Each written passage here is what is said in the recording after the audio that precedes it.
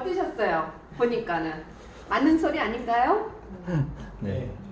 우리가 예를 들면 뭐 자연인이다 뭐 이렇게 다큐멘터리 TV 같은 데 보면은 병원에서 포기한 암 환자들 더 이상은 항암을 받을 수가 없습니다. 수술도 안 됩니다. 해서 병원에서 이제는 집에 가서 시간을 이제 잘 보내시고 정리하시라고 하신 분들이 다 포기하고 어디로 갈까요?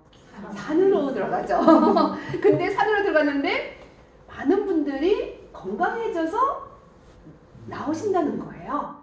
근데 그분들이 산으로 갔을 때 약이라는 걸 먹었나요? 이미 의사들이 포기했기 때문에 항암이다, 방사선 어떤 약물도 받질 않았어요. 진통제 외에는. 근데 산으로 가서 좋은 공기, 그리고 산에서 막 걸어다니면서 운동하시고 움직이시고 또 산에서 자연에서 주는 음식물들을 먹었다는 거죠. 그랬는데 암이 없어져서 건강해진다. 근데 우리 김진복 교수님도 본인이 약을 처방을 많이 하는 의사였대요. 그리고 본인이 고혈압이었고 아토피, 건선의 B형 간염 복균자였고 근데 지금은 약을 안 먹고 고혈압도 정상, 건선 피부도 건강해졌고 그쵸? 네. 약을 먹을 때는 건선 피부가 좋아졌다가 다시 재발되기를 근데 자기가 스트레스를 낮추고 음식을 바꾸고 운동하고 관리를 했더니 약을 끊을 수 있었다는 거죠. 그게 바로 자연요법이에요. 자연의학이라는 것은 그러니까 자연으로 모든 거를 되돌리는 거죠. 네. 근데 우리 인간 몸이 아니라 동물서부터 모든 생물체는 딱 세 가지만 필요를 해요. 산소, 그쵸? 우리가 숨을 쉬고 산소를 공급해야 되겠죠. 그 다음 두 번째가 중요한 게 물이에요. 물은 모든 생명체의 기본이에요. 그 다음에 영양소. 심지어 우리 농사질 때도 아무리 땅에 좋은 미네랄과 영양소가 좋다 하더라도 그리고 햇빛도 너무 좋아요. 근데 물이 없다면 생명이 자라날 수가 없고 또 아무리 물이 있고 햇빛이 좋다 해도 땅에 영양소가 없다면 또 식물이 자라날 수 없는 것처럼 이 세 가지가 모든 생명에는 기본이라는 거죠. 그리고 이 세 가지만 건강하게 우리가 잘 몸에 가지고 있다면은 몸에 병이 날 이유가 없는 거예요. 암세포가 좋아하는 부위가 어떤 부위인지 아세요? 물이 부족하고 산소가 부족하고 영양소 대신에 독소가 많은 것. 그런 곳에서만이 암세포가 뿌리를 내리고 살 수가 있어요. 우리 몸에 충분한 수분과 충분한 산소와 영양소가 있는 곳은 아무리 암세포를 수백 마리를 갖다 놔도 뿌리를 못 내려요. 그래서 내가 암 환자라면 내가 내 몸에 혹이 있다는 것은 암이 아니라 일반 혹이라도 그것은 산소와 물과 영양소가 부족하기 때문에 혹도 생기고 암도 생기고 염증도 생긴다는 거예요. 근데 우리가 병원에서 처방받는 약은 근본적인 원인을 해결하지는 못해요. 내가 지금 갖고 있는 어떤 증세들을 그냥 정화시켜주는 거지 근본적으로. 아까 우리가 혈압에 대해서 봤을 때 혈압이 올라가는 이유가 뭐예요? 중요 장기에 피가 공급이 안 되니까. 피는 뭘 공급을 해줘요? 산소와 물과 영양소를 공급해 주는데 주요 장기에 피가 공급이 안 되는 거예요. 그러니까 우리 몸은 그거를 치료하기 위해서 어떻게 해요? 혈압을 올려서 기압을 넣어서 피를 그냥 확확 밀어줘야 되는 거예요. 근데 우리는 근본적으로 그걸 치료하는 게 아니라 어떻게 해요? 혈압약을 먹어서 피의 양을 줄여요. 그러면은 주요 장기에는 어떻게 해요? 피가 더 안 가죠? 그래서 혈압약, 여의에서 닥터가 뭐라 그랬어요? 혈압약은 합병증을 막기 위해서 먹는다. 근데 피를 양을 줄여주면 주요 장기에 피가 안 가서 혈압이 올라가는데 피의 양을 줄여주면 어떻게 해요? 주요 장기는 여전히 공급을 못 받기 때문에 병이 생겨요. 그래서 혈압약을 먹어도 다른 질병이 많이 생기죠. 혈압약을 드시는 분들이 대부분 당뇨도 생기고 콩팥 기능도 저하되고 그쵸? 당뇨약을 드시는 분들은 당뇨 합병증을 막기 위해서 당뇨약을 드시는데 어때요? 고혈압, 고지혈증, 심부전증, 석도, 관절염부터 여러 가지 질병이 생기잖아요.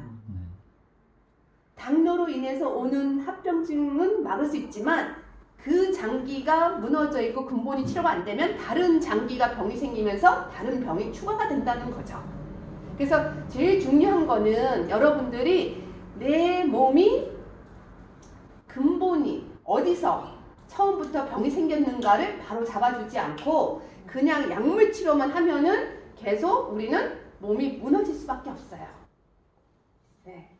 우리가 벌레가 끼면 벌레 약을 치잖아요. 근데 벌레가 낀다는 것은 집이 지저분하다. 근데 청소를 안 하고 벌레만 낀다면 벌레 약만 뿌리면 뭐예요? 벌레는 계속 오는데 똑같은 원리예요. 그래서 우리가 아플 때 당연히 약을 먹어야죠. 응급조치는 해야죠. 혈압이 갑자기 팍 올라갔는데 약이 나 몸에 해로운 거야 하고 안 먹는다는 거는 바보짓이에요. 우선은 불은 꺼야 돼요. 끄는데 근본적인 치료도 같이 해야 된다는 거죠. 네. 암이 걸렸어요. 그냥 자연의학만 할 거야 나는. 그것도 바보짓이라는 거죠. 수술할 수 있을 때 기회를 놓치지 말고 수술하시고 하는데 너무 화학약에 의존을 하다 보면 근본적으로 내가 왜 암에 생기는가를 해결을 못한다면 나중에 수술하고 나서 항암을 해서 내 몸의 암세포를 다 죽였다 하더라도 다시 똑같은 암이 생길 수 있는 환경에 여전히 놓여 있다면 암은 다시 재발되고 전이가 되는 거예요. 그래서 병이 왜 생겼는지 초심으로 돌아가서 근본을 해결하는 게 바로 자연의학이에요. 건강은 하루아침에 무너지는 게 아니에요. 단계별로 무너져요. 근데 많은 분들이 나는 여태까지 건강했는데 요번에 건강검진 받고는 위암이라고 발견됐어. 내가 어떻게 이럴 수 있지? 근데 여러분들 이렇게 상세하게 다 생각해 보시면 벌써 몇 년 전부터 항상 몸이 피곤했고 옛 소화 기능도 떨어진 면이 있었고 항상 아프지는 않았지만 본인이 건강하지 못했다는 것을 알 수 있으실 거예요. 당뇨 환자도 최소한 당뇨로서 진단을 받으려면 5년이라는 시간이 걸려요. 우리가 대부분 초기 증세가 몇 년 동안 당뇨 환자들이 겪는 게 뭐냐면 피곤하다?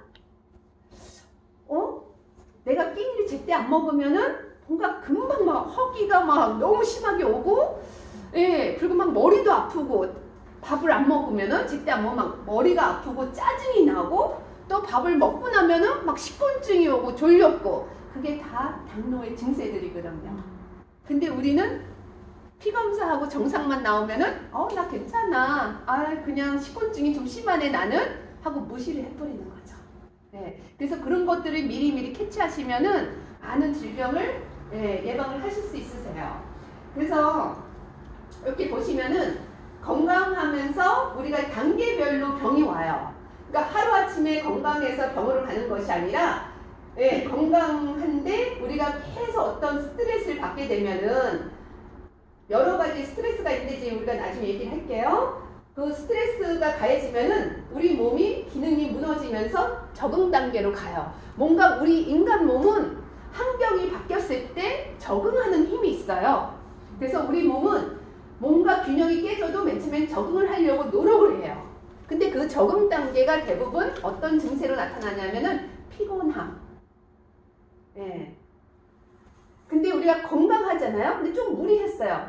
그냥 하룻밤 푹 자고 하면 그 다음날 개운해야 돼요. 근데 이 균형이 깨지신 분들은 자고 일어나도 뭔가 찌부둥해요. 개운하지가 않아요. 회복이 안 된다는 거죠. 그게 바로 우리 몸의 균형이 깨지면서 적응하는 단계이기 때문에 그래요. 근데 이 단계에서 우리가 무너진 부위를 다시 회복해주면 되는데 그거를 무시해버리면 계속 몸이 나빠지면서 부적응 단계로 그러니까 약간의 거부 반응을 보이는 거죠. 좀 더 이제는 뭘 해도 피곤함이 풀리질 않아요. 항상 피곤해. 그리고 항상 뭔가 결리는 것 같아요. 어깨도 무겁고 조금만 무리하면은 허리도 뻐근하고 조금만 신경 쓰면은 예, 소화도 떨어지고 뭔가 음식을 조금만 예전에는 뭐 찬 거다 뭐다 아무거나 막 먹어도 괜찮은데 조금만 잘못 먹으면 설사하고 아니면 조금만 신경 쓰면 변비가 오고 뭔가 균형이 깨진 증세들이 이제 많이 나타나게 되죠. 근데 이 단계에서도 관리를 안 하시면은 이제 병전 단계로 가면서 그런 증세들이 좀 더 뚜렷하고 더 자주 느끼시게 되죠. 그러니까 뭔가 뚜렷한 증세를 똑같은 거를 자주 느끼다 보니까 이제 조금 걱정이 되시는 거예요. 그럴 때 많이 우리가 2단계에서도 병원을 찾아가요. 근데 병전 단계에서는 여러분들이 증세는 갖고 있으나 병원에 가서 초음파, 엑스레이, 피검사, 소변검사를 해도 다 정상으로 나와요. 그래서 여기 앉아 계신 분들도 그런 경험이 있으실 거예요. 나는 분명히 몸이 아파서 자주 어떤 증세를 느껴서 걱정이 돼서 병원에 갔는데 다 멀쩡하다라는 얘기를 들었을 거예요. 그게 병전 단계예요. 병전 단계에서는 증세가 있어도 검사 결과에는 거의 나타나질 않아요. 네. 근데 이 단계에서도 우리가 신경을 쓰면서 뭔가 보충을 해주고 회복을 시켜주면 되는데 그냥 무시해버리면은 이제 시간이 지나면서 병 단계로 가게 되죠. 근데 이 병 단계에서는 이제 병원을 찾으면은 검사에 나오기 시작해요. 피검사, MRI, CT에 뭐가 잡히고 이제 드러나게 되죠. 네. 그러면은 뭔가 검사에 나타난다는 거는 끝까지 가셨다고 생각하시면 되세요. 내 몸이 끝까지 굉장히 많이 무너졌다고 생각하시면 되세요. 네. 그래서 병이 되는 거죠. 근데 이 병 단계에서는 이제 우리가 수술이나 약물 치료를 하게 돼요. 근데 수술을 하고 약물 치료를 해도 결국은 병전 단계로 밖에는 회복을 못 시켜줘요. 그게 현대의학의 단점이에요. 예. 응급시에는 진짜 우리가 사고가 나고 뼈가 부러지고 출혈이 심할 때는 수술도 하고 사람을 살려주는 좋은 의학이지만 여러분들의 몸을 건강 단계까지는 회복을 못 시켜줘요. 그렇기 때문에 우리가 2단계에서는 현대의학을 도움을 받지만 2단계까지 가기 위해서는 여러분의 영양소와 물과 모든 것이 채워져야 되고 스트레스가 환경이 바뀌게 된다는 거죠. 생활습관이. 그래서 아까 우리 김진보 교수님이 그랬잖아요. 식생활과 생활습관. 그리고 여에스터 의사도 뭐라 그랬어요. 95%가 혈압약을 끊지 못하고 먹는 이유가 생활습관을 개선 못하기 때문에 약을 먹어야 한다. 그러니까 결국은 뭐예요? 두 의사 선생님이 식생활과 생활습관을 바꾸면 약을 끊을 수 있다. 건강으로 다시 회복할 수 있다는 말을 해주신 거잖아요. 맞아요. 100% 맞는 말이에요.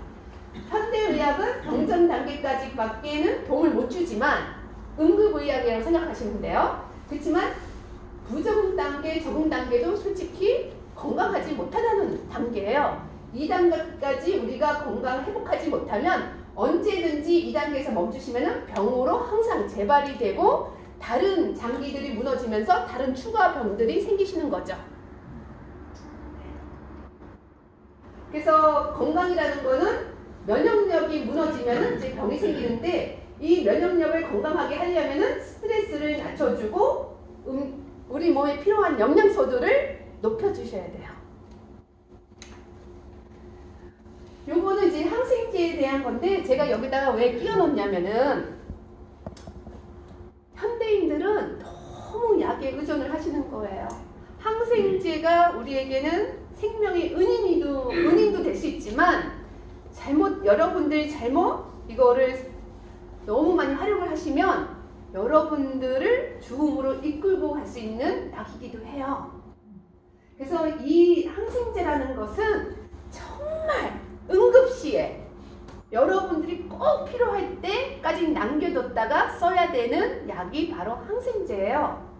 지금 대한민국 중환자실에서 거의 퇴원을 못한 일반 입원실을 못 옮기시고 영안실로 가시는 이유가 제일 큰 이유가 뭔지 아세요?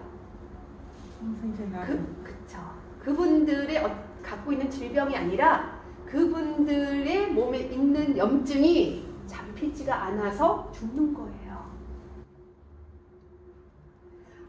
쓸 항생제가 없는 거예요. 중환자실에 가면요. 의사들이 뭐가 바쁜지 아세요? 옛날 같으면 그냥 항생제 하나만 처방하면 되는데 중환자실에서는 항생제를 여러 가지 섞어봐야 돼. 다른 항생제를 만들어서 환자한테 줘야 돼요. 왜냐면 너무나 일반적으로 우리가 사용한 항생제를 너무 낙용을 했기 때문에 우리 몸에서 일을 안 하는 거예요. 그러다 보니까 새로운 항생제를 그 환자한테 맞게끔 만들어서 내야 되는 거예요. 그리고 그걸 투입을 시키는데 그래도 실패하는 확률이 너무 많아서 중환자실에서 죽는 사망 제일 큰 원인이 염증이에요. 염증을 못 잡아서 죽어요. 그래서 항생제는 우리가 낙용을 하시면 안 돼요. 감기 걸렸다고 무조건 항생제 먹어도 안 된다는 거죠. 근데 저는 미국에서 10살 때부터 미국 가가지고 40살이 넘어서 이제 역임을 했어요. 한국으로. 근데 미국에서 제가 자라면서 저도 당연히 사람이니까 아프겠죠. 병원에 가면 진짜 한 10번 가면 의사 선생님이 한 번밖에 약을 안 주세요. 근데 한국에 와가지고 아프면 병원 가면 갈 때마다 약이 한 보따리야. 색깔도 무지개 색으로 주세요. 빨간색, 파란색, 오렌지색, 흰색, 어떤 큰 알, 조그만 알. 저는 너무 쇼크 먹었어요. 그래가지고 한 번은 한국에 딱 이민 왔는데 여기민 나왔는데 너무 혼란스러워요. 내가 얼마나 큰 병에 걸렸으면 내가 감기가 아닌가? 난 분명히 감기 때문에 병원을 간 건데 내가 왜 이렇게 약이 많지? 너무 겁났었어요. 내가 진짜 중병에 걸린 줄 알고 그렇게 약을 많이 처방받는다 본 역사가 없거든요. 40몇 년을 살았어도. 예. 그래서 이걸 사진을 찍고 약 처방 전에 나온 이름을 다 영어로 번역해서 미국에 있는 선배 현대의학 하시는 분한테 보내드렸어요. 내가 감기가 걸려서 갔는데 이 약을 이렇게 많이 줬는데 나 이거 다 먹어도 괜찮냐? 아니면 네가 볼 때 내가 큰 병을 걸린 거니? 의사가 나 걱정할까봐 얘기를 안 해주는 거니? 하고 보냈었더니 증세 말해봐 했더니 그거 다 갖다 버려. 안 먹어도 되는 병이야 너. 그러더라고요. 예. 그러면서 거기에 몇 가지는 미국에서는 부작용이 너무 심해서 금지된 약이래요. 예. 그리고 얼마 안 있다가 한 2, 3년 있다가 EBS에서 여러분들 많이 보신 분들 있으실 거예요. EBS에서 방송을 한 건데 한국의 어떤 감독님하고 여러 사람이 이렇게 묶어가지고 이제 한국의 의사들과 유럽의 의사들, 미국의 의사들의 처방에 대해서 이제 궁금했던 거예요. 그래서 이 한 명이 유럽에 가셔가지고 감기 증세를 말한 거예요. 예. 같은 이렇게 의사만 틀렸지, 이렇게 다른 병원 다니면서 자기가 어떻게 아프다는 걸 똑같이. 그래서 그걸 다 녹음을 해가지고 이제 방송을 했는데 감기 증세를 다 말한 거죠. 근데 어느 의사도 유럽에서 약을 처방하는 의사가 없었어요. 그냥 집에 가서 푹 쉬고 수분 섭취 많이 하고 혹시 열이 나거나 이렇게 통증이 있으면 집에 있는 해열제, 소염제를 먹어라. 뭐 타일레놀이든 에드빌이든. 예. 그리고는 미국으로 샥 날아갔죠. 그 팀들이. 그리고는 미국에 있는 의사들한테도 똑같은 증세를 말했어요. 어느 누구도 약을 처방한 의사는 없었어요. 처방은 똑같았어요. 수분 섭취 많이 하고 음식 잘 챙겨 먹고 가서 푹 쉬고 열이 나면 해열제, 집에 있는 해열제 먹으세요 하고는 약 처방이 없었어요. 그리고 한국으로 딱 날라왔어요. 그리고는 병원마다 가서 똑같은 유럽에서 말한 대로 미국에서 말한 대로 똑같은 증세를 말했는데 한 명도 안 빼놓고 약을 다 처방을 했는데 그것도 하나이 아니라 여러 알씩 또 어떤 의사는 주사까지 맞고 가라. 처방이. 그러니까 얼마 전에도 OECD 국가에서 항생제 처방을 제일 많이 하는 나라가 대한민국으로 뽑혔어요. 그래서 진짜 여러분들이 이제는 더 똑똑해지시고 현명해지셔서 이 약을 당연히 내가 필요할 때는 먹어야 되지만 나병하지 않도록 예, 조심을 할 필요가 있다고 저는 생각해요. 예. 그래서 여기 매일경제신문 2018년 날짜에 보시면 현재 항생제 내성으로 인한 사망자가 전 세계적으로 100만 명이에요. 그리고 항생제 내성을 해결 못하면 2050년도에는 1000만 명으로 늘어나요. 10배로. 그러면은 암으로 죽는 환자보다도 염증으로 죽는 환자들이 더 많아진다는 거예요. 근데 여러분들 생각해 보세요. 예전에 없던 균들이 굉장히 지금 많이 생기고 있어요. 뭐 사스서부터 H1N1서부터 메르스까지, 그쵸? 예. 지금 많은 균들이 우리가 몰랐던 균들도 많이 지금 변형이 되면서 우리를 공격하고 있어요.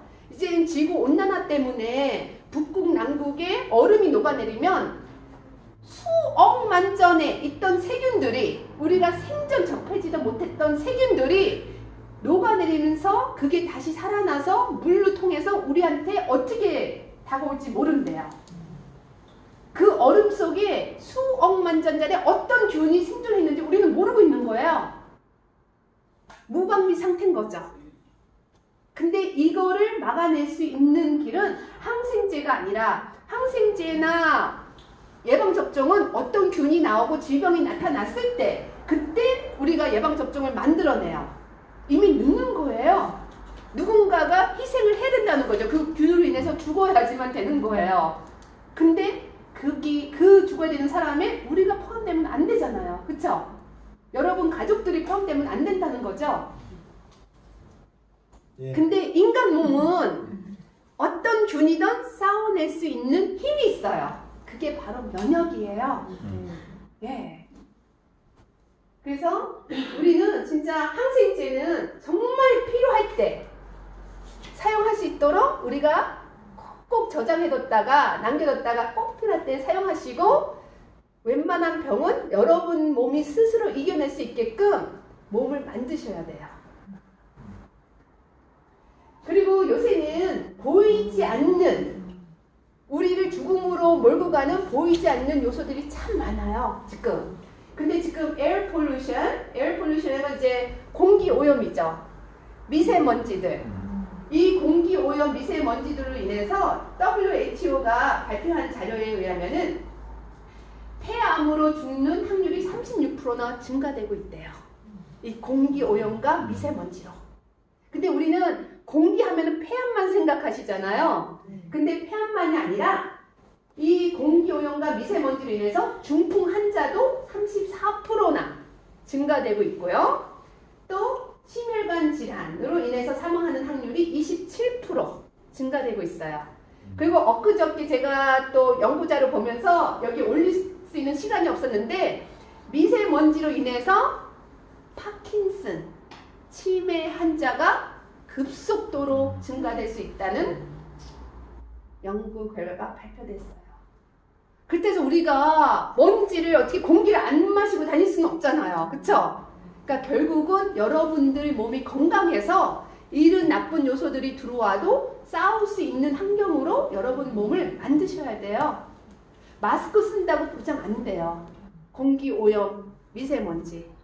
그쵸? 그렇기 때문에 우리 몸을 건강하게.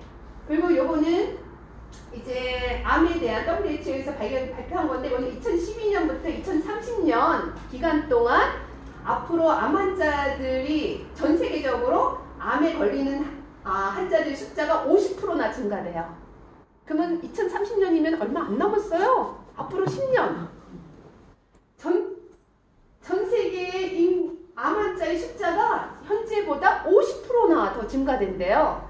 그리고 전 세계의 암으로 죽는 환자의 확률이 60% 증가되고요. 무섭죠? 이제는 공기오염에, 미세먼지에, 치매에, 파킨슨에, 폐암, 중풍, 심혈관 질환, 거기다가 암까지, 염증 질환까지 지금 계속 증가되는 추세인 거죠. 근데 이거를 다 싸워서 이길 수 있는 방법이 있어요. 인간 몸은 처음부터 만들어졌을 때부터 어떤 환경에서든지 어떤 스트레스든지 적응하면서 이겨낼 수 있는 힘을 가지고 있어요. 근데 그게 바로 면역이거든요. 근데 그 면역 체계가 무너지면은 균이 들어왔을 때 또는 내 몸 안에서 생기는 암세포도 싸울 수가 없는 거예요. 그래서 우리가 똑같은 정신적인 스트레스 또 누구보다도 더 나쁜 오염된 환경에 살아도 어떤 사람은 깨끗한 환경에서 마음 편히 사는데도 암이 걸리는가 하면은 굉장히 빈약한 환경에서 살고 영양 상태도 별로 안 좋은 것 같아. 그리고 스트레스도 엄청 많이 받아. 근데도 암에 안 걸리고 건강하게 사세요. 그 차이가 뭘까요? 면역이라는 기관이 누가 건강하냐에 따라서 그러니까 우리 몸이 건강하면 산소와 영양소와 수분만 완벽하게 필요한 만큼 우리 몸에 채워져 있다면 우리 면역은 어떤 환경 속에서도 여러분 몸을 지켜드려요. 우리 인간 몸은 에서부터 노인까지 누구나 상관없이 평균 3,000개에서 5,000개의 암세포가 매일 만들어지고 있어요. 근데 누구는 암에 걸리고 누구는 암에 안 걸린다? 면역이라는 세포가 돌아다니면서 이거 암세포네 하고 잡아먹고 청소를 해주는데 그 기능이 떨어지면 당연히 암세포가 우리 몸에 돌아다니다가 산소와 영양소와 수분이 부족한 곳에 딱 정착해서 거기서 뿌리를 내면서 집을 짓고 성장을 하는 거죠. 그래서 면역이라는 것은 많은 분들이 거의 95%의 인구가 병이 왜 생겨요? 하고 물어보면 면역이 떨어져서요. 그래요. 근데 맞는 말이지만은 면역이 떨어져서도 병이 생기지만은 면역이 예민 반응을 보여도 병이 생기고요. 또 면역이 바보스러워도 병이 생겨요. 그러니까 꼭 면역이 떨어져서만이 생기는 게 아니라는 거죠. 그래서 면역이 떨어졌을 때는 우리가 염증이 잘 생기고 암도 생겨요. 근데 과잉 반응, 예민 반응이 몸이 예민해지면 알레르기, 아토피, 천식 같은 게 생기고요. 또 면역이 바보스러워지면은 당뇨나 자가면역 질환들이 생겨요. 그러면 누구는 이렇게 떨어지고 누구는 이렇게 되고 누구는 이렇게 되는데 이게 어떻게 해서 이렇게 되나요? 하는 질문을 하실 거예요. 맨 처음에는 대부분 면역이 떨어져요. 근데 떨어진 면역을 관리를 안 하고 회복을 안 시킨다면은 면역이 예민해져요. 그러니까 어머님들 집에서 청소 열심히 깨끗하게 해놨어요. 근데 바깥 일하고 들어오니까 너무 피곤해. 근데 아이가 막 어지러웠어. 그럼 그 보는 순간 어떻게 되세요? 화가 나죠? 우리 면역도 마찬가지예요. 너무 여기 면역이 떨어져가지고 기운이 없어가지고 그래도 막 일을 하고 있어요. 왜냐면 365일 우리는 호흡기로 입으로 균이 다 들어오고 있으니까. 그쵸? 그래서 열심히 싸워주는데 우리가 이거를 피로회복을 그러니까 원기회복을 안 시켜주잖아요. 면역을. 그러면 어떻게 해요? 계속 일하다가 짜증이 나는 거예요. 폭발하는 거죠. 이제는 예전에는 먹던 새우 예전에 봄에 들어왔던 꽃가루 다 멀쩡하다가 어느 날 갑자기 꽃가루가 들어오니까 막 콧물 재치기. 그 전에 내가 즐겨 먹던 새우를 먹었는데 갑자기 두드러기가 확 올라오죠.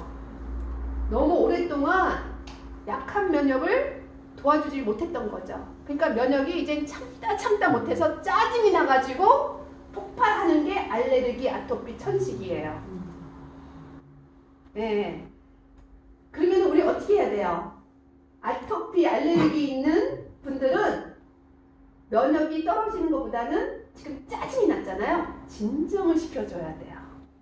근데 진정을 안 시켜주면 효과가 없는 거예요. 그래서 병원에 가면 어떻게 해요? 우리가 알레르기가 나면은 히스타민이 많이 나와서 눈물, 콧물 나오고 막 가려운 거잖아요. 그쵸? 그거를 눌러주는 약을 주죠. 항히스타민제. 근데 눌러주면 뭐예요? 근본적으로 면역이 짜증나 있는데 달래줘야죠. 그래서 과잉 반응은 진정시켜주는 치료 방법을 쓰셔야 돼요. 그 다음에 오랫동안 막 예민해 있어. 막 짜증이 나고 막 신경질이 나 항상. 근데 그게 지속적으로 가면 어떻게 돼요? 어머님들 막 우울해지지 않으세요? 나는 왜 이렇게 살아야 돼? 하면서 바깥에 가서 일해야지, 집에 들어와서 일해야지, 또 치워놓으면 이렇게 어질거지 하면서 막 우울해지죠. 내 삶이. 네. 면역도 마찬가지예요. 우울해져요. 근데 우울해지면 어떻게 해요? 우울한 사람들 증세가 뭐예요? 집중력이 떨어지고 인지력이 떨어지고 뭔가 깜빡깜빡거리고, 그쵸? 금방 들은 것도 잊어버려. 그러다 보니까 면역이 IQ가 저하가 되는 거죠. 네. 그러면서 자가면역 질환이 생겨요. 그래서 자가면역 질환은 만성 면역 질환이에요. 굉장히 오랫동안 균형 깨진 면역을 바로 잡아주지 못했기 때문에 이제 포기 상태, 두 손 두 발 들면서 면역 질환으로 가는 거예요. 그래서 면역 질환 환자들은 암으로 말하면 말기암 환자처럼 면역의 말기, 최악 상태로 이제 떨어지는 거죠. 그거를 자가 면역 질환 환자라고 해요.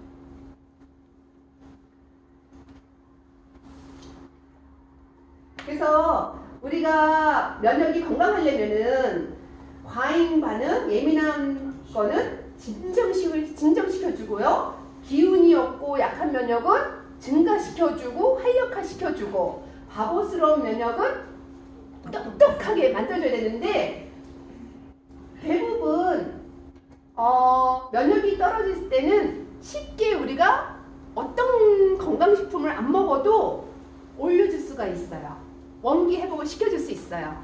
식단만 잘 챙겨 드셔도, 파란 이파리 야채 많이 드셔도 면역이 올라가시고요. 비타민C가 풍부한 과일들, 요새는 우리가 겨울에는 감이 풍부하잖아요. 그쵸? 제철 과일이잖아요. 비타민C가 엄청 많거든요. 오렌지보다 더 많아요. 감이. 그래서 우리가 감을 겨울에 많이 먹으면 감기 예방에 좋다. 감기 예방에 좋다는 건 뭐예요? 면역이 건강해졌다는 거예요. 예. 그래서 비타민C가 풍부한 과일을 먹어도 약한 면역을 건강하게 해줄 수 있고요. 또 한국 분들이 많이 드시는 버섯들, 그쵸? 버섯 전부에서부터 우리가 버섯 차 같은 거 드셔도 괜찮고, 또 한국 분들이 많이 드시는 게 뭐예요? 마늘, 생강, 굉장히 면역에 좋거든요. 근데 면역을 활력화시켜주고 원기 회복을 해주는 데는 음식들이 도움이 되나, 심지어 홍삼, 산삼, 수삼 다 면역을 올려줘요. 하나, 예민한 반응을 진정시켜주는 역할은 못해요. 그리고 바보스러운 면역을 똑똑하게 해주는 것도 못해요. 그래서 식단에서 할 수 있는 거는 약한 면역을 그냥 증가시켜주는 거.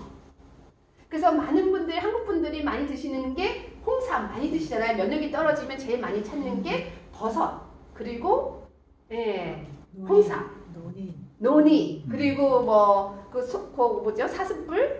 녹용. 면역, 그쵸? 예, 근데 그거 아무리 많이 드셔도 3분의 1의 면역만 도와줄 수 있다는 거. 예, 그래서 많은 분들이 시중에 나와 있는 에키네이시아, 알로베라, 노니, 아싸이베리, 그 다음에 우리 블루베리서부터 버섯 성분들, 상황버섯 그런 버섯들을 드시는데 3분의 1만 해당되는 면역 제품을 드신다고 생각하시면 되세요. 그러니까 절름발이 면역 제품인 거죠. 완벽하지 않은 거죠. 그러면 우리가 면역이 건강하려면 과잉 반응을 진정시켜주고 바보스러운 면역은 똑똑하게 해줘야 되는데, 그러면 어떻게 하느냐? 엄마의 초유를 먹을 수 있으면 가능해요.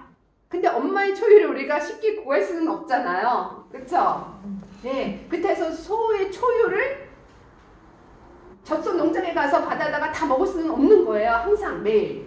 그렇기 때문에 우리가 트랜스펙터를 먹는 거죠. 트랜스펙터는 소 초유에서 트랜스펙터라는 면역 전달 물질만 100% 빼는 거예요. 여러분들 아기를 키우신 어머님들은 금방 이해하실 거예요. 분유를 먹은 아이보다 엄마 모유를 먹은 아이들이 건강하다라고 그러잖아요. 근데 영양학으로 따지면 엄마 모유보다는 분유가 더 완벽해요. 과학적으로 아기한테 필요한 모든 비타민서부터 미네랄서부터 모든 단백질까지 완벽하게 과학적으로 포뮬러를 만들어냈으니까 영양으로는 분유가 더 건강해요. 엄마의 모유는 엄마가 뭘 먹느냐에 따라서 아기한테 전달돼요. 엄마가 파란 이파리를 많이 먹으면 아기 똥이 푸르게 되죠. 매운 거 먹으면 아기가 설사하죠. 그러니까 엄마가 먹은 대로 아기한테 전달되는데, 그럼에도 불구하고 영양학으로 따지면 분명히 분유가 더 건강한데 모유를 먹은 아기가 더 건강하다. 왜냐? 엄마 모유에는 트랜스팩터가 들어있어요. 그러니까 트랜스팩터는 인간이 만들어낸 게 아니라 모든 동물에는 트랜스팩터라는 물질을 갖고 있어요. 왜냐면 모든 동물은 면역이라는 걸 갖고 있거든요. 강아지, 고양이, 닭, 새, 코끼리서부터 모든 인간까지 트랜스팩터라는 면역 세포가 우리 몸속에 있어요. 그렇기 때문에 이 트랜스팩터는 무슨 역할을 하냐면은 우리가 이 세상에 접했던 모든 질병의 정보, 모든 세균의 정보를 수집을 해요. 정보기관이에요. 네. 그렇기 때문에 엄마가 모유를 먹인 아이들이 더 건강한 이유는 엄마가 살아오면서 접했던 모든 균에 대한 정보를 갓 태어난 아기한테 전달을 해주는 거죠. 그러면 정보를 많이 수집한 아이일수록 세상에 나가서 균을 접할 때 그 면역은 이거는 이 균이구나 하면서 거기를 인지하고 그걸 대체할 수 있는 힘이 있다는 거죠. 근데 분유에는 그게 없어요. 그러다 보니까 우리가 제일 중요한 건 뭐예요? 세상은 균덩어리예요. 나갔을 때 균을 빨리 인지하고 이걸 어떻게 처리해야 되는지를 알아야 되는데 그걸 모르니까 분유를 먹인 아이들이 더 감기를 달고 살고 염증을 달고 사는 거예요. 그래서 트랜스팩터는 우리 폴라이프의 트랜스팩터는 맨 처음에 소 초유에서만 빼냈거든요. 근데 지금은 계란 노른자에도 굉장히 건강한 트랜스팩터 물질이 있다는 것을 발견하고는 두 개를 합쳤어요. 그래서 지금 현재 여러분들이 접하고 있는 트랜스팩터는 소 초유와 계란 노른자의 트랜스팩터예요. 그리고 왜 인간 몸보다 더 좋으냐면, 인간에서 나온 트랜스팩터보다 더 좋으냐면은 소나 닭은 사람이 사는 환경보다 더 안 좋은 빈약한 환경에서 더 많은 균을 접하고 살아요. 그러면 우리가 접하지 못한 균까지, 균에 대한 정보도 우리가 트랜스팩터를 통해서 정보를 받을 수 있는 거죠. 그래서 트랜스팩터는 면역을 밸런스를 시켜주는 유일한, 현재 시중에 나와 있는 유일한 제품이에요. 그래서 이 세 가지의 모든 면역의 기능을 밸런스 시켜주는, 그래서 면역이 떨어지신 분은 잡수시면은 얘가 들어가서 인지해가지고 높여주고, 바보스러운 면역이 많네? 그럼 똑똑하게 만들어주고, 예민하다면 진정시켜주는 한 가지 제품으로 세 가지 역할을 할 수 있는 게 바로 트랜스팩터예요. 그러면 이 튼튼한 면역을 우리가 유지를 해야 되는데 뭐 때문에 우리가 무너질까? 이 면역 체계가 지금부터 알려드릴게요. 아까 우리가 스트레스라고 했잖아요. 스트레스는 만병의 원인이에요. 근데 이 스트레스가 정신적인, 심리적인 스트레스만이 아니라 약물, 환경오염, 음식, 활성산소들 다 포함한 여러 가지 형태의 스트레스를 말하는 거죠. 그러니까 우리 몸에 나쁜 영향을 주는 거는 다 스트레스에 포함이 돼요. 심리적인 스트레스만이 아니라.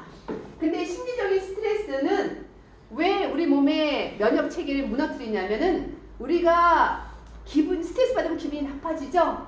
걱정, 근심이 생기죠? 그랬을 때 우리 몸은 코티솔이라는 호르몬을 만들어내요. 근데 이 코티솔 호르몬은 우리 피를 끈적끈적하게 만들어요. 그러면 끈적끈적하면 어떻게? 혈액순환 장애가 오면서 우리 장기에 필요한 영양, 산소, 수분 공급이 안 되면서 병이 생기는 거죠. 예. 근데 잠깐 스트레스 받고 끝나면 되는데 이게 한 달씩, 두 달씩 지속적인 어떤 심리적인 스트레스가 가해지면은 피가 회복될 시간이 없는 거예요. 계속 이 나쁜 호르몬이 나와서 우리 혈액 속에 들어가가지고 계속 피를 탁하게 만들면서 끈적하면은 장기적으로 우리 몸에 필요한 산소와 영양, 수분 공급이 안 되면 우리 장기가 병이 될 수밖에 없는 거죠. 예. 그래서 심리적, 정신적인 스트레스 받을 때 나쁜 호르몬이 나오면서 피를 탁하게 한다. 그래서 건강이 해쳐지는 거고요. 약물은 아까 우리가 말한 것처럼 모든 화학약에는 부작용이 있어요. 그래서 여러분들이 처방받는 약을 인터넷에 들어가서 탁탁 검색해 보시면 부작용이 많이 떠요. 네. 그렇기 때문에 부작용이 있다는 것은 그만큼 우리 몸에 스트레스를 가한다는 거예요. 그래서 될 수 있으면은 필요할 때는 우리가 약물 치료를 받지만 약물에 100% 의존하면 안 된다는 거죠. 빨리 약물에서 벗어날 수 있도록 우리 몸을 건강하게 다시 회복시켜야 되는 거예요. 또 환경오염, 아까 우리 공기오염서부터 미세먼지, 또 집안에서 생기는 많은 전자파서부터 예, 또 음식하면서 생기는 집안의 오염들, 여러분들이 깨끗하게 화장실 청소한다고 쓰는 세제들로 인해서 생기는 화학오염들, 그런 것들. 제가 한번 하나의 예를 드릴게요. 저는 집에 락스가 없어요. 크로락스, 락스, 표백제, 살균, 그쵸? 근데 한국에 오니까 너무 많이 저는 화장실 갈 때, 공공 화장실 가도 숨을 못 쉬겠어요. 다시 나와요. 왜냐면 저는 알거든. 그것을 들어마실 때 내 몸이 어떻게 될 거라는 것을, 그 독성이. 예. 근데 뭐 화장실 가도 그 냄새가 너무 독하고요. 호텔 같은 데 가도 어느 때는 그걸로 막 부어서 청소를 했는지 독하고. 저희 병원에 환자분, 일본 분이셨어요. 이분이 안면마비가 오셔가지고 저희 병을 찾아오셨는데 안면마비로 한 3개월 정도 고생을 하신 거예요. 그래서 신경외과, 내과도 가보시고 한의원도 가셔가지고 침도 맞으시고, 근데 이게 3개월이 돼도 이게 풀리지가 않는 거예요. 좋아지질 않는 거예요. 그래서 저희 병원에 찾아오셨는데 제가 이제 독성 검사부터 다 해봤어요. 신경에 관련된 거. 신경이 왜 마비가 왔을까? 원인을 찾아야 될 거 아니에요. 신경이 어딘가 촉지 눌렸는지, 감염이 돼서 염증이 생긴 건지, 어떤 독소로 인해서 이게 생긴 건지 뭔가 찾아내야 될 거 아니에요. 그래서 원인을 찾는데 락스 독성으로 인해서 신경마비가 온 거예요. 그래서 락스 독소에 대한 해독을 해드렸더니 일주일 만에 이게 정상을 싹 돌아오는. 그래서 이게 크로락스가 호흡으로 들어가서 호흡기만 망가뜨리는 것이 아니라 이것이 독성이 돌면서 신경을, 염증도 일으킬 수 있다는 거예요. 네. 그래서 세균을 죽이는 건 좋으나 여러분들이 사용할 때 호흡으로, 피부로 흡수하는 것도 그 독성에 대해서 생각을 해보셔야 돼요. 네. 그래서 균을 죽이는 건 여러 방법이 있어요. 식초와 베킹소다를 섞어서 사용해도 균은 죽어요. pH만 조절해 주시면 균이 살 수 없는 공간으로 만들어져요. 예, 그래서 여러 가지 방법이 있거든요. 그 다음에 이제 음식. 제가 아침에 운전하고 오면서 이렇게 딱 보는데 제가 쌈밥을 굉장히 좋아해요. 제가 제일 좋아하는 음식이 쌈밥이에요. 야채만 보면은 너무 행복하고 너무 잘 먹어. 근데 이거 딱 봤는데 유기농이 아닌 야채는 미국에서 발표했거든요. 유기농이 아닌, 예, 야채 무기농이라고 하나요? 무기농 야채는 제초제다.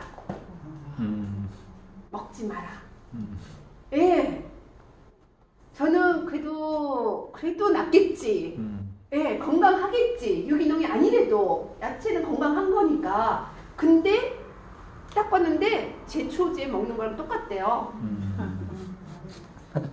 그러니까 우리 남편이 하는 말이, 야, 너 여태까지 먹은 거 큰일 났다. 너는 건강하다고 먹었는데 여태까지 제초제를 먹고 있었네. 어떡하니 너? 너 이제 바깥에 나가서 너 쌈집에 가려면 네 쌈을 유기농 사가지고 다 씻어서 비닐봉지에 넣어가지고 가서 식당 가서 먹으라는 거예요. 그래서 내가 얼마나 쇼크를 먹었는지. 그러니까 우리가 이렇게 모르게 먹는, 안전하다 생각하고 먹는 그 음식 자체에서도 우리는 많은 독성을 흡수할 수 있다는 거죠. 근데 특히 심지어 우리가 생각하는 그런 싱싱한 야채도 제초제라고 하는데 유기농이 아닌 이상은, 그러면은 우리 인스턴트에 들어가 있는 음식들, 인공 감미료, 다음에는 제가 한번 그 강의 해드릴게요. 몸에 해로운 음식 20가지가 있어요. 먹으면 절대 안 되는 음식들.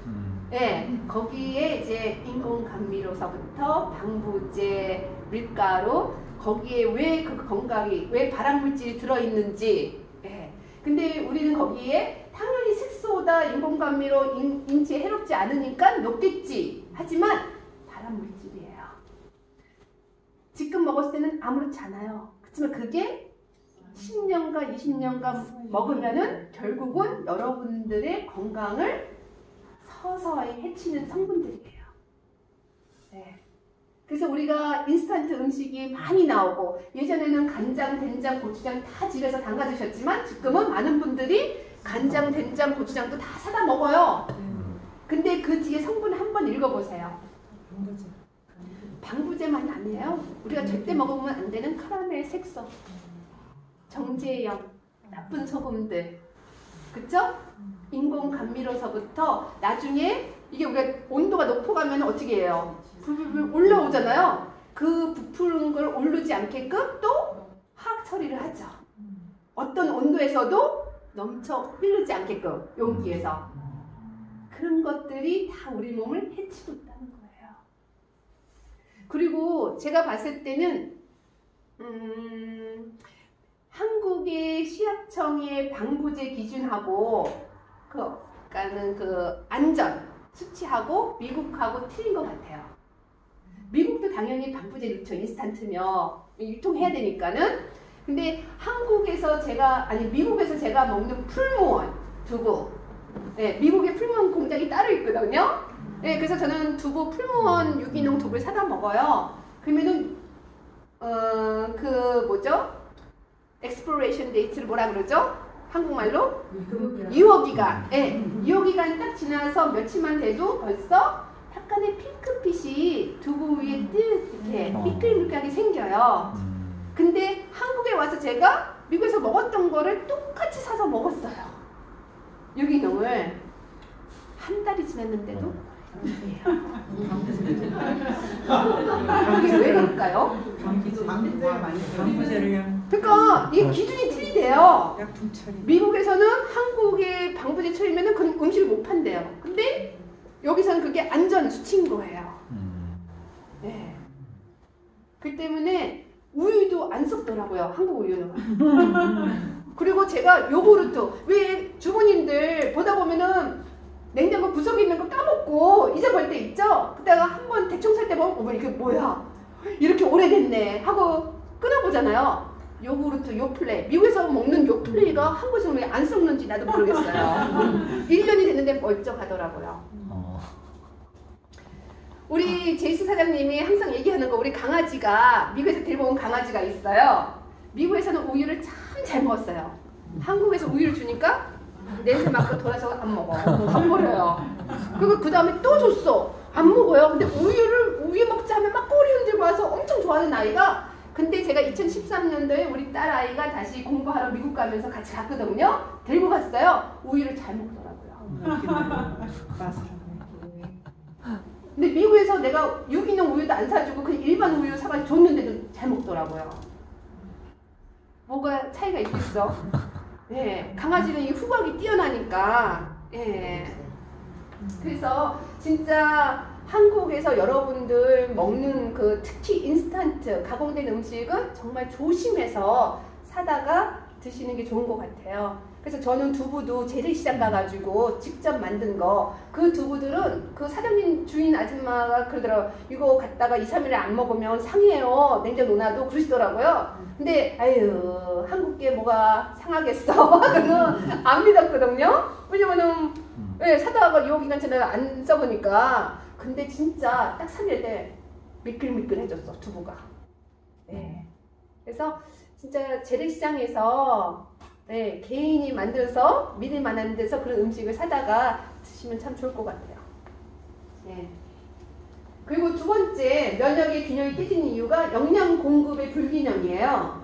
그러니까 영양 공급의 불균형이라는 거는 예전에 이 40년 전에 먹었던 음식하고 지금의 음식은 모양은 똑같으나 영양 함량이 틀려요. 네, 옛날에 먹던 브로콜리가 아니에요. 옛날에 먹던 당근이 아니에요. 네, 왜냐면 그만큼 비료와 농약을 많이 뿌리거든요. 그러면은 그 자체가 갖고 있는 영양소들이 그 화학 성분으로 인해서 많이 파괴가 돼요. 그리고 땅도 많이 오염돼 있고 영양소도 많이 고갈돼 있고 땅에. 그러다 보니까 여러분들이 열심히 챙겨 먹지만 예전같이 영양은 많이 섭취가 안 돼요. 그래서 미국에서는 97%의 많은 그 인구가 영양 부족이 아니라 영양 불균형이라고 말을 해요. 예, 그래서 미국 의사협회에서는 예, 종합 비타민을 꼭 챙겨 먹어라 이제.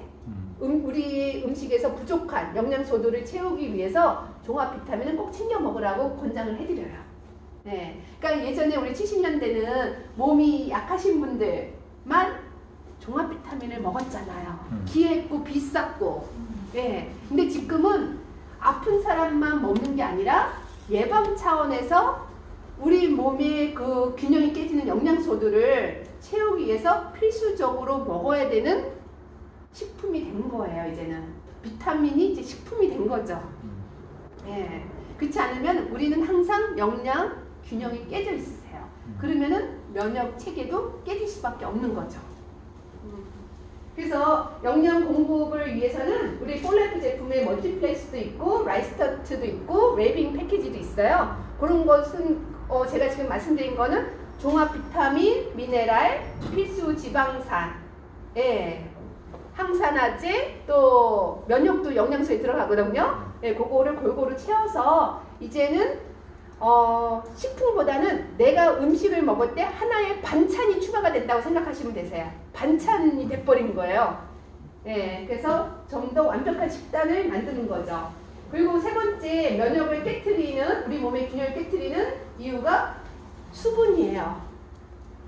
근데 요거를 이제 센티미터를 바꾸셔야 돼요. 이게 잘못됐네요. 미터가 아니라 센티미터. 그래서 우리 키, 예를 들어서 160, 키 센티미터에 체중이 60kg다. 그러면 220을 100으로 나누시면은 하루에 마셔야 되는 물량이 2.2리터예요. 근데 이거는 건강한 사람들이 마셔야 되는 자기 몸무게 키에 해당되는 물량이에요. 근데 몸이 좀 어딘가 아프시다. 예를 들어서 근육이 항상 뭉쳐있다. 당뇨가 있으시고 고혈압이 있고 아토피가 있다. 그러면 물 양에다가 이 정상적인 양에다가 500ml를 더 추가하시고요. 또 큰 질병이 있다. 자가면역 질환서부터 암 환자다. 그러면은 1리터를 더 추가하셔야 돼요. 그러니까 질병이 클수록 수분이 더 빠져나가 있는 상태세요. 그래서 아까 제가 말씀드렸죠? 암세포가 자라나는 곳은 수분이 부족한 것. 그러니까 수분이 없는 곳은 우리 몸이 스트레스를 이겨내지 못해요. 네, 그래서 물이 굉장히 중요하고요. 이 물은 또 제가 한국에 와서 놀랐던 거는 한국은 모든 액체는 다 물이에요. 차도 물이고 커피도 물이고 주스도 물이고 심지어 국도 물이더라고요. 제가 어떤 분이 너무 몸이 아파가지고 오셨길래 제가 하루에 물을 얼만큼 드세요? 저는 항상 모든 사람한테 첫 번째 질문이 물이 얼만큼 드세요?예요. 근데 이분이 충분히 먹어요. 그래서 충분히라고 하지 말고 어느 정도 내가 못해도 저는 국이 없으면 밥을 못 먹으니까 국 하루에 한 3개점 먹고요. 먹고 난 다음에 아침에 뼈를 건강을 위해서 우유 2잔 마시고요. 예. 그 다음에 내 면역이나 건강을 위해서 버섯 때린 물을 한 3잔 마셔요. 예. 그래서 총 한 하루에 한 8, 9잔은 마시지 않나요? 그래요. 그럼 많이 마시는 거 아닌가요? 그래서 내가 물이 하나도 없네요. 그랬더니 이분이 왜요? 내가 국을 얼마나 좋아하고 건강 챙겨서 차 종류도 다 마시는데요. 그러더라고요. 근데 물은 순수한 맹물이만 물이에요. 구, 주스, 우유, 차, 보리차, 영지버섯들인 차서부터 모든 것은 어떤 성분이 들어간 것은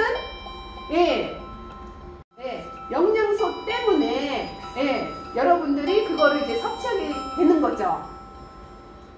그래서 수분을 섭취하시려면은 순수한 맹물. 그리고 왜 순수한 맹물을 드셔야 되냐면은 우리 몸에 흡수가 돼야 되잖아요. 그쵸? 우리 몸에 흡수가 되기 위해서는 물의 입자가 우리 세포보다 작아야 되고 가벼워야 돼요. 그래서 침투를 해요.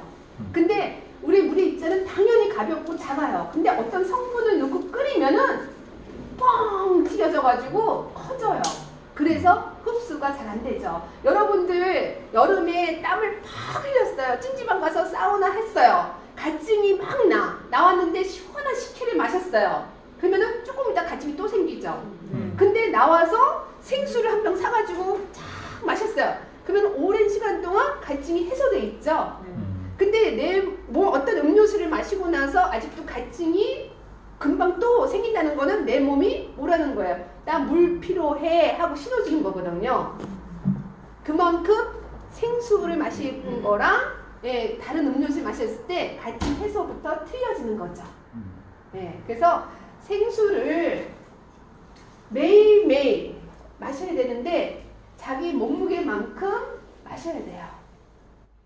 근데 여태까지 자기 몸무게에 해당되는 물을 안 마셔왔던 분들은 오늘부터 앞으로 6개월간 하루도 빼놓지 말고 자기 몸에 해당되는 물량을 꾸준히 마셔야 돼요. 그리고 왜 6개월이냐? 2.2리터에서 우리가 평균 성인들이 2.2리터에서 2.5리터를 마셔요. 그쵸? 건강하신 분들이. 근데 하루에 우리 몸이 사용하는 물량이 2리터 이상이에요. 하루에 소변으로 건강한 사람들이 소변으로 내보내는 물량이 소변량이 1.6리터예요. 1600. 그 다음에 호흡기. 숨을 쉴 때마다 우리가 수분이 증발하죠. 말할 때마다 수분이 날아가죠. 호흡기를 통해서 증발되는 수분량이 3리터예요. 하루에. 그러면 벌써 4.6리터예요. 그쵸? 소변하고 호흡기로 날아가는 게. 그 다음에 우리 피부. 그쵸? 우리 소화막도, 우리 눈물, 샘. 그런 거 따지면 거의 5리터는 넘는다는 거예요. 하루 물량이. 근데 2.2리터는 우리 몸이 세포의 70%의 물이 채워지신 분들이 요거를 마시는 거고요. 이미 이걸 안 마셔서 많이 몸에서 세포에 물이 빠져나가신 분들은 500ml씩 더 추가하시는 건데, 그래도 건강하신 분들은 이 양을 6개월 동안 드시면은 하루에 내가 마신 거에 찔끔 진짜 눈금같이 흡수돼요. 나머지는 소변으로 나가죠. 증발해야죠. 호흡기로. 그러면은 6개월 걸려서 어느 정도 채워져요. 그렇기 때문에 하루도 빼놓지 말고 6개월을 마셔야 돼요. 만약에 내가 한 열흘 마셨는데 오늘 너무 바빠서 하루 건너뛰었어요. 그러면 6개월 플러스 일주일이 추가가 되세요. 하루가 아니라 하루 안 마시면 하루가 추가가 되는 게 아니라 일주일이 추가가 되세요. 왜냐면은 내가 하루를 마신 양으로 인해서 한 몇 아운스밖에 흡수가 안 됐어요. 근데 하루를 안 마셔서 내가 손해본 거는 5리터, 6리터라는 거죠. 그래서 일주일이 또 추가가 되셔요. 그래서 일주일 추가시키느니 그냥 매일매일 6개월 동안 내가 마셔서 건강해진다. 이거 하셔야 돼요. 그리고 네 번째, 면역이 균형이 깨지는 이유가 잘못된 수면 습관이에요. 현대인들은 잠잘 시간에 잠을 안 자요. 우리가 70년대 후반까지만 해도 통행금지가 있을 때, 그쵸? 다들 집에 일찍 들어가고, 그때는 컴퓨터도 없었어요. TV도 어느 지정된 시간에 딱 끊겼잖아요. 그쵸? 할 거 없으니까 자야죠. 그쵸? 근데 지금은 너무 할 게 많은 거예요. 볼 것도 많고, 그러다 보니까 많은 분들이 12시, 1시, 새벽 2시에 잠드신 분들이 굉장히 많아요. 근데 70년대하고 지금 보시면 몸이 아프신 분들도 많이 증가됐어요. 그때는 암 환자도 별로 없었어요. 그쵸? 자폐증 환자 들어보지도 못했을 거예요. 자가면역질환 진짜 희귀병이라 했어요. 근데 지금은 너무 많은 사람들이 자가면역질환도 앓고 계세요. 근데 지금 엄청나게 의학이 발달되고 수술하는 요법도 발달되고 좋은 약들도 많이 나왔어요. 그쵸? 네. 근데 환자 숫자는 계속 늘어나고 있어요. 30년, 40년 전에 비해서. 우리 먹거리가 오염됐고, 그리고 우리 몸이 익숙한 음식이 아닌 외국에서 들어오는 음식을 먹는다는 것도 문제고, 네. 그리고 예전에는 음료수들이 발달이 안 돼 있고 너무 비쌌기 때문에 어땠어요? 물만 마셨어요. 근데 지금은 주스서부터 온갖 음료수를 다 마시고 있어요. 그러다 보니까는 어떻게 해요? 물 먹는 양도 줄어들게 되고 또 잠자는 시간도 바뀌게 되고. 네. 근데 왜 밤 10시에서 새벽 2시에 주무셔야 되냐면요. 밤 10시에서 새벽 2시에 우리 성장 호르몬의 70%가 이 시간에 만들어져요. 그래서 어린아이들은 일찍 자면서 그 과정에서 키가 크잖아요. 그쵸? 어른들은 왜 이 성장 호르몬이 필요하냐면은 성장 호르몬은 우리의 키만 크게 하는 게 아니라 우리가 하루 종일 지쳐있는 세포에게 에너지 공급을 해주는 역할을 해요. 이 시간에 성장 호르몬이 생산돼서 배터리 충전을 해주는, 세포에 배터리 충전을 해주는 시간, 그리고 상처난 세포들을 아물게 해주는, 힐링하는 시간, 그리고 모든 대사 기능을 다시 회복시키는 시간. 그래서 일찍 자고 일찍 충분히 주무신 분들이 그 다음날 굉장히 컨디션이 좋죠. 이 호르몬 때문에 그래요. 근데 예전에는 도시에 불빛도 별로 없었어요. 그쵸? 암막 커튼도 없었어요. 그냥 불만 끄면 깜깜했는데 지금은 불을 꺼도 환해서 암막 커튼을 쳐야 되잖아요. 근데 진짜 이 성장 호르몬이 이 시간에 자는 것도 중요하지만 이 시간에 자면서도 성장 호르몬이 최대한 많이 나오게 하려면은 최대한 불빛이 우리 눈에 들어가면 안 돼요. 그래서 최대한 내가 잠자는 방은 불빛 차단을 완벽하게 해주셔서 캄캄한 데서 주무실 때 우리 뇌는 안정을 취하고 자기가 해야 할 일을 그 시간에 하는 거죠. 최대한 많이. 근데 엄마들이 요새 아이들 혼자 재우는 부모님들이 많다 보니까 아이들이 무서울까봐 조그만 불을 켜주잖아요. 아이들 성장에 장애를 일으켜요. 엄마들 아이들 원하는 게 뭐예요? 키 좀 많이 컸으면 좋겠다. 키를 키우시려면은 잠잘 때 캄캄하게, 그래서 최대한 성장 호르몬이 많이 나올 수 있게끔 해주는 게 제일 좋은 자연 요법이에요. 네, 그래서 밤 10시에서 새벽 2시에 꼭 주무시는데 그때서 많이 잔다고 해서 건강한 게 아니에요. 의학 연구에 보면은 7시간에서 8시간이 잤을 때 최고의 면역을 올려주는데 8시간이 넘어도 면역이 떨어지기 시작해요. 네, 그러니까 많이 잔다고 좋은 게 아니고요. 또 너무 작게 주무셔도 면역이 떨어져요. 그래서 7시에서 8시간의 수면이 딱 좋은데 이 시간이 포함되어 있어야 돼요. 그래서 밤에 일하시는 분들, 미국에서는 뭐라 그러냐면은 이게 밤에 간호사님들이나 또 밤에 일을 많이 하시는 분들이 있잖아요. 업종적으로. 그분들이 일하는 시간대를 뭐라 그러냐면 그레이브 시프트라 그래요. 시프트는 그 시간대를 말하는 거고 그레이브는 무덤이라는 뜻이에요. 묘지, 무덤. 예. 왜 저 밤에 일하는 사람을 밤 10시부터 아침 6시까지인가 그렇게 일을 하시는 분들이 있어요. 그 시프트가요. 그걸 그레이브 시프트라 그러냐면은 그 시간이 굉장히 인간 잠자는 시간에 굉장히 중요한 시간이거든요. 성장 호르몬이 나와서 우리 몸을 회복시키고 그 다음날 일을 할 수 있게끔 모든 것을 충전시켜주는 시간인데 그 시간에 일을 한다는 거는 이걸 희생시키는 거죠. 그래서 그 시간에 일하는 사람들은 자기 수명을 줄여 나가는 거예요. 그래서 무덤으로 빨리 간다 해서 무덤 시프트예요. 예, 그래서 월급도 더 많이 주죠. 예. 그래서 잠잘 시간에는 잠을 주무시는 게 건강에 좋고요. 5번째 그 면역의 균형을 깨트리는 이유가 운동 부족이에요.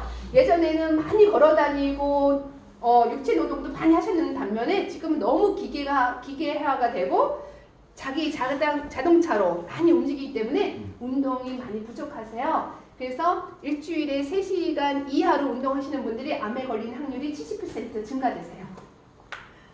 암의 확률을 줄이시려면 일주일에 3시간 이상씩 운동을 하시는데 한꺼번에 3시간 이상을 해야지 내 암의 확률이 줄어들어 하면서 하루에 막 4-5시간씩 운동하면은 그건 더 최악이세요. 그냥 적당한 양, 그러니까 최소한 40분 이상을 움직이시는 게 운동이세요. 그러니까는 뭐 조금 움직이다가 쓰고 조금 가다가 앉아서 수다 떨고 그런 운동이 아니라 넌스탑으로 지속적으로 40분 이상을 움직였을 때 그걸 운동이라고 해요. 그런 운동을 여러분들이 일주일에 3시간 이상을 나눠서 매일 꾸준히 하셨을 때 암의 확률도 낮춘다. 예. 근데 3시간 이하를 운동하시는 분들이 암의 확률이 70% 올라간다는 것은 그만큼 운동도 면역을 높여주는데 큰 역할을 한다는 뜻이에요. 그래서 여러분들 운동 꼭 하시고요. 마지막 원인은 척추의 자세세요. 우리 뇌하고 척추 안에는 뭐가 있어요? 중추신경이 있죠. 예. 그리고 척추는 우리 몸의 기둥 역할을 하고요. 그 척추는 조그만 뼈들로 이렇게 연결되어 있으면서 사이사이 조그만 구멍들이 나 있어요. 그 구멍 사이로 그 중추신경의 뿌리들이 전기선처럼 딱 나와서 우리 오장육부하고 연결이 돼 있어요. 그래서 우리 뇌에서 보내는 신호들을, 그쵸? 그 척추신경을 통해서 정보를 받아서 일을 할 수가 있는 거예요. 근데 척추 자세가 틀어지게 되면, 좀 기울어지게 되면 그 조그만 구멍들이, 그쵸? 좁아져요. 삐뚤어지면. 그러면서 그 신경을 눌리게 되고 신경을 통해서 전달되는 정보들이 원활하게 못 움직이면서 기능이 약해질 수가 있어요. 그러니까 한 5, 6년 전에 저를 찾아온 갑상선 암 환자분이 계셨어요. 그분이 식이요법하고 항암치료하고 트랜스펙터 먹으면 좋아질 수 있나요? 물어보시길래 근데 제가 원인을 검색해보니까 그분은 어떤 영양소나 수분이나 면역에 대해서 오는 암이 아니라 척추에서 오는 암이었어요. 원인이. 그러니까는 경추병 3번, 4번째 틀어져 있으면서 신경이 눌리면서 갑상선으로 가는 신경이 눌려 있는 거예요. 그래서 기능이 저하되면서 거기에 면역이 떨어지게 되고 암세포가 자라나게 된 거죠. 그래서 그분 보고 이거를 바로 갖다 놓지 않으면 원인은 그건데 그냥 트랜스펙터 먹고 식이요법하고 항암한다 해서 되는 게 아니다. 그리고 이걸 바로 잡지 않으면 전이 될 수 있다. 그래서 근데 그분이 결국은 그거를 교정을 못 하셨어요. 그리고는 한 몇 달 후에 저한테 전화 와서 전이가 됐다. 어떻게 하면 좋냐 또 그러시더라고요. 그래서 중요한 거는 모든 병에는 원인이 있어요. 그것이 우리의 스트레스든 영양 공급이든 수분의 불균형이든 잘못된 수면이든 운동 부족이든 척추의 문제든 그거를 밝혀내셔야 돼요. 그리고 이거를 바로 잡아줬을 때 여러분들이 건강한 거예요. 그래서 우리는 척추만 건강하다 건강한 게 아니라 척추도 건강해야 되고 적당한 운동도 하셔야 되고 잠잘 때 주무셔야 되는 거고, 그쵸? 그리고 물도 충분히 섭취하시고 영양소 골고루 챙겨 드시고 최대한 내가 어떤 스트레스에 노출되지 않게끔 노력하시고 이런 6가지가 잘 어우러졌을 때 여러분들의 몸이 건강하게 움직이고 여러분들 안에 있는 그 면역체계라는 명의가 일을 할 수가 있는 거예요. 근데 여기에서 한 가지에도 균형이 깨지면은 몸이 무너지기 시작하시는 거예요. 그래서 모든 질병은 면역 불균형에서 오고 아까 제가 말씀드린 6가지 생활습관 거기에 면역. 그래서 이 것이 해결됐을 때 우리 몸은 건강하다 할 수 있으세요. 그러면은 어떤 새로운 균이 발생하더라도 여러분 몸은 그 균을 싸워서 이겨낼 수 있어요. 네. 그리고 약은 치료제가 아니라 증상들을 억제시키는 거고요. 그러면 폴라이프 제품은 그냥 음식이에요. 약이 아니라. 그래서 폴라이프 제품은 평생 먹는 음식 개념으로 생각하시면 되고요. 그래서 하나의 반찬, 이제는 필수 식품이 된 거예요. 한국 분들 매일 식당마다 김치 올라오죠? 김치 올라오는 것처럼 이제는 식탁에 올라와야 되는 성분이 된 거죠. 그래서 예전에는, 이제 앞으로는 음식이 사라질 수도 있어요. 농사를 못 짓고 음식이 사라지고 이렇게 건강식품을 식탁에 놓고 그거를 이제 먹어야 되는, 우주선에서 먹는 음식을 우리가 이 땅에서 먹어야 되는 시대가 올지도 몰라요. 우리가 진짜 한복 입고 갓 쓰고 다닐 때 자동차라는 걸 상상해 보셨어요? 못했어요. 그리고 큰 물체가 하늘을 날릴 거라는 것도 상상을 못했어요. 그리고 누가 TV서부터 핸드폰, 진짜 삐삐만 나와서도 이거 와 했는데, 삐삐가 이만하면 벽돌만한 전화기가 되더니 이제는 컴퓨터가 나오고, 그 다음에 걸어다니는 스마트폰 안에 컴퓨터가 다 들어가 있는 거잖아요. 제가요, 사실 제가 고등학교 졸업하고 대학에 입학을 했을 때 한 대학교에서 이제 수능 시험을 봤는데, 제가 이제 그 엔지니어링 쪽에 점수가 높이 나온 거예요. 그래서 버스턴 대학에서 저한테 컴퓨터 엔지니어과 전액장학금을 줄 테니까 오라고. 근데요, 제가 안 갔어요. 컴퓨터가 뭐지? 한 번도 들어보지 못해요. 그러니까 제가 졸업하면서 컴퓨터과가 생긴 거예요. 그래서 제가 지금도 후회하는 게 있어요. 그때 컴퓨터과 나왔으면 제1세대, 그쵸? 컴퓨터 전공자가 됐을 거고, 그러면은 내가 마이크로소프트나 애플사에 들어가가지고 일을 했으면, 성장될 때 나한테 주식을 엄청 줬을 텐데? 그러면 내가 왜 그 바보짓을 했지? 근데 내가 진짜 몰랐거든요. 컴퓨터가 뭐지? 뭔데 이과에 가서 뭘 공부하는 거지? 몰랐기 때문에 못 갔어요. 근데 지금은 컴퓨터 모르는 사람이 어디 있어요? 그쵸? 시대가 변한다는 거죠. 예전에, 지금은 우리가 트랜스팩터 이거 꼭 먹어야 돼? 건강식품 꼭 먹어야 돼? 하지만 저랑 똑같은 거예요. 컴퓨터 그때 갔으면은 진짜 제가 어떤 게 변할지는 모르지만은, 그쵸? 지금은 누구나 다 아는 시대. 내비게이션 나올 때 그거 갖고 내비게이션 뭐야? 아유, 그거 갖고 누가 길 찾아다녀? 그런 게 가능해? 했는데 지금은 내비게이션 없으면은 아무 데도 못 가는 시대가 됐잖아요. 앞으로 5년, 10년 후에는 진짜 우리 식탁 위에 모든 종합 비타민, 미네랄, 단백질, 필수 지방산, 항산화제, 면역 제품이 올라오지 않으면 식탁이라 할 수가 없는 시대가 온다는 거죠.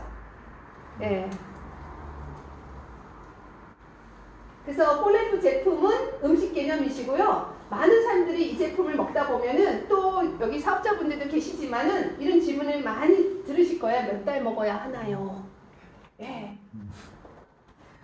사람마다 병이 생기는 상태가 다 틀려요. 수분 상태, 영양 상태, 어떤 분은 영양소가 조금만 부족해도 병이 생기시는 분이 있고, 어떤 분은 몸이 그냥 적응 해주려고 애를 쓰다가 진짜 영양소가 고갈돼가지고 신호를 주시는 분들도 있고, 조금 부족하신 분은 먹었고 금방 회복이 될 거고, 많이 부족하신 분은 당연히 1년, 2년 동안 먹어서 채워질 때까지는 반응이 별로 없겠죠. 수분도 마찬가지고. 그렇기 때문에 그분들이 몇 대 먹는 그분들의 상태에 딸려 있는 거예요. 그리고 저는 몇 달 먹은 후에, 병이 좋아진 후에 끊으라는 소리를 안 해요. 왜냐? 증세가 없어지고, 또 아까 제가 말씀드렸죠? 병전 단계에서도 병원에 가면 검사에 아무것도 나타나지 않는다. 그러면은 검사 결과에 아무것도 나타나지 않았어요. 이제 병이 걸렸는데 이제 좋아져가지고 나타나질 않아요? 그렇다 해서 병이 낫나요? 아니에요. 병전 단계에 여전히 머물고 있을 수 있어요. 그러면은 금방 끊어버리면 어떻게 돼요? 조금 있다가 다시 병 단계를 또 가버리죠. 그렇기 때문에 병원에서 검사 기록이 다 병이었는데 검사 기록이 다 건강하게 나왔다? 그러면 최소한 병명에 따라서 6개월에서 1년은 더 꾸준히 먹어야 되고요. 그러면서 그 영양소가 완벽하게 채워져서 최소한 뭐 적응 단계까지도 끌어올려야 돼요. 그리고 그 다음에는 아예 끊는다? 아니요. 기본적인 뭐 라시터트든 웰빙 패키지든 꾸준히 먹으면서 이제 유지해 나가셔야 되는 거죠. 왜냐면은 또 끊었다가 내가 먹는 음식의 균형이 깨져 있으면 또 조금씩 고갈되면서 다시 무너지니까 예방 차원에서 유지하기 위해서 꾸준히 먹어야 되는 거예요. 그래서 언제까지 먹냐가 아니라 내가 사는 동안은 꾸준히 음식 개념이니까 우리가 1년 밥 먹고 1년 금식하는 거 아니잖아요. 그쵸? 우리가 사는 동안은 꾸준히 먹어서 우리 몸에 에너지 공급을 해줘야 돼요. 호전 반응이 오는 이유. 기운이 없던 세포가 기운을 내면은 일을 할 수밖에 없어요. 그러면 그 전에 내 세포가 약해서 보이지 않았던 신호가 나타나게 되죠. 반응이. 근데 무조건 건강식품을 먹고 반응이 일어나면 호전 반응이라 하시면 위험하세요. 이게 진짜 호전 반응인지 아니면 이분이 예전에 있던 병이 더 악화될 수도 있는 거잖아요. 그쵸? 제품을 먹다가도 병이 더 나빠질 수도 있는 거고 사람 일이라는 게 아니면 새로운 병이 생길 수도 있어요. 근데 무조건 호전 반응이라 하면은 그 사람이 그쵸? 위험에 처할 수가 있기 때문에 만약에 건강식품을 먹다가 어떤 반응이 일어난다. 그러면 이것이 호전 반응인지 어떤 새로운 병인지 아니면은 기존에 있던 병이 더 악화되는지를 알아보시려면은 모든 제품을 먹던 거를 한 3, 4일 정도 중단을 하는 거예요. 그러면 중단을 하면은 증세가 없어지면은 이건 호전 반응. 근데 증세가 안 없어지면은 이거는 그분이 갖고 있는 질병이나 또는 새로운 병이 생긴 거기 때문에 꼭 병원에 가서 의사 선생님하고 상담하시라고 권해드리셔야 돼요. 그리고 히포크라테스 명언이에요. 우리가 먹는 것이 곧 우리 자신이 된다. 인스턴트 많이 드시고 가공된 음식 많이 드시면 여러분들도 인스턴트 사람이 되는 거예요.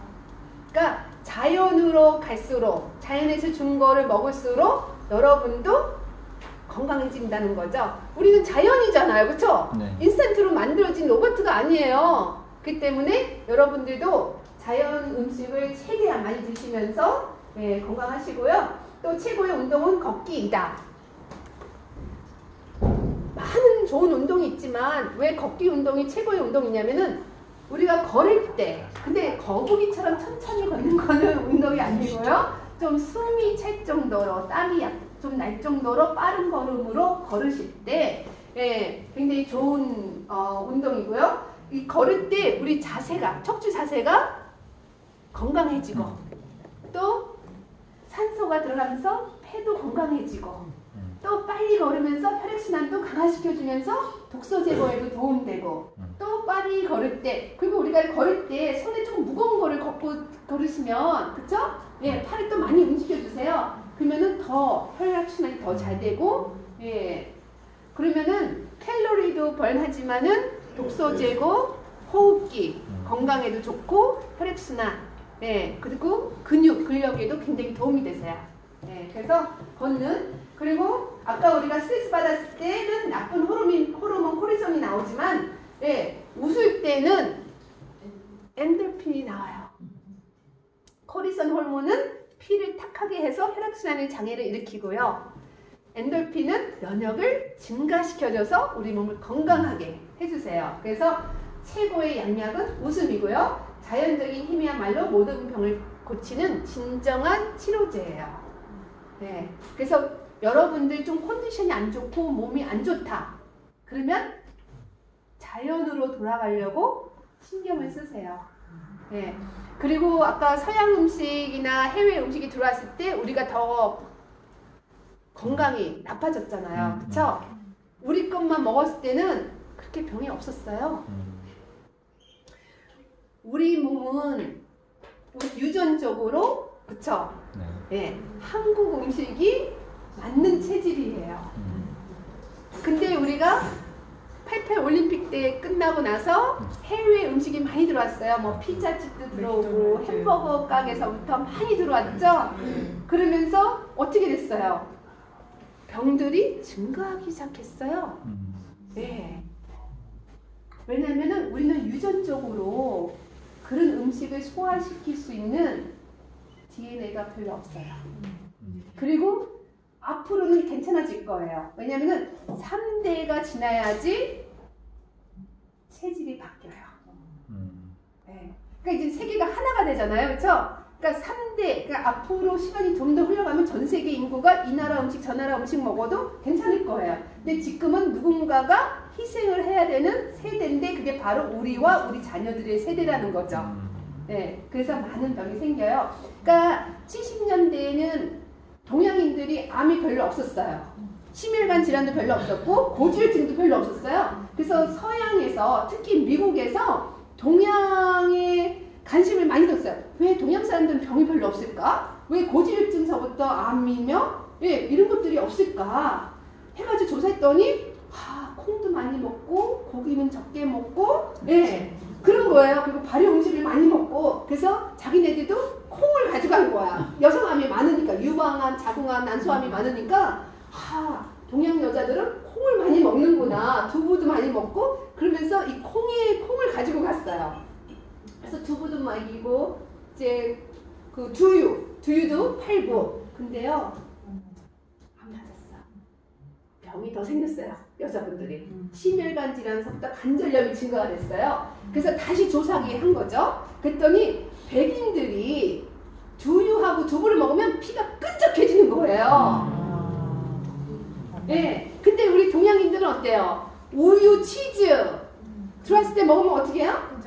피가 끈적해지고요. 설사하고요. 유전적으로 그거를 소화시킬 수 있어요. 그러니까 이게 진짜 여러분들 몸이 아프면 한국 전통 음식으로 재래 음식으로 돌아가세요. 그게 사는 길이에요. 네. 그리고 영양소 필요한 영양소 우리 식단에 꼭 채워주시고 면역을 건강하게 유지하시면은 여러분들 건강하게 100세까지 사실 수 있으세요. 감사합니다. 네.